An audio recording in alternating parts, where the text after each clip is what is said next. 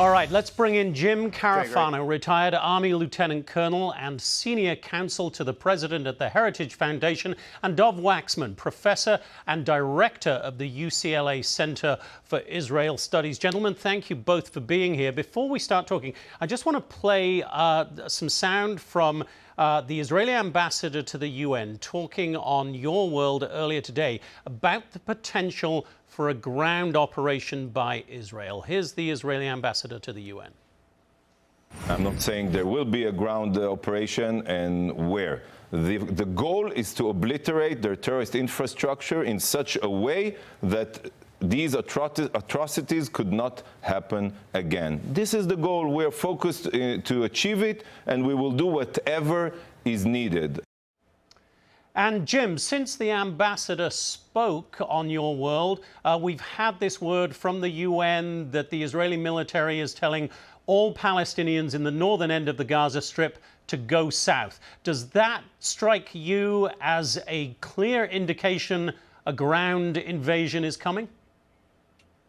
Yeah, if the goal is the decimation of the Hamas infrastructure and leadership, it is kind of difficult to conceive how that could be done without putting forces in on the ground. And one thing the Israelis have traditionally done is they really have made a serious effort to minimize civilian casualties and in many ways telegraphed where their operations are to give innocents a chance to get out of harm's way. Now, of course, that creates the added problem of you're also kind of alerting your enemy where you're going, but this is a decision that the Israelis made, and traditionally their operations, they do follow that practice.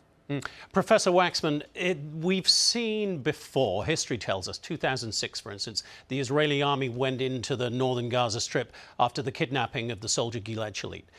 It is terribly, terribly difficult. It will not be without Israeli casualties. How difficult a decision is this for Prime Minister Netanyahu?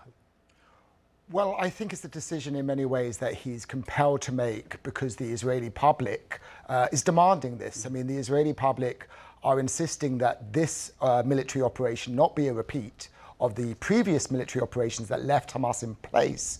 But this is going to be different because it's necessary to respond to the scale of what Hamas has done. So although it's fraught with risks to Israeli soldiers, to the hostages that Hamas keeps, and of course to Palestinian civilians, I think from Prime Minister Netanyahu's perspective, he has no choice. He's somebody actually who has typically avoided sending Israeli troops in the past. He's generally been cautious with the use of force, but I think this time he's willing to take the gloves off. And Jim, you take the gloves off, you go in on the ground, you're dealing with Hamas, an organization that has just revealed to the world all its appalling brutality. Is Prime Minister Netanyahu essentially having to say here, we may lose some of those hostages, because surely Hamas is going to carry through with its threat of executing at least some of those hostages if ground troops go in? Yeah, so we should unpack that, but we also ought to be clear what's game-changing here.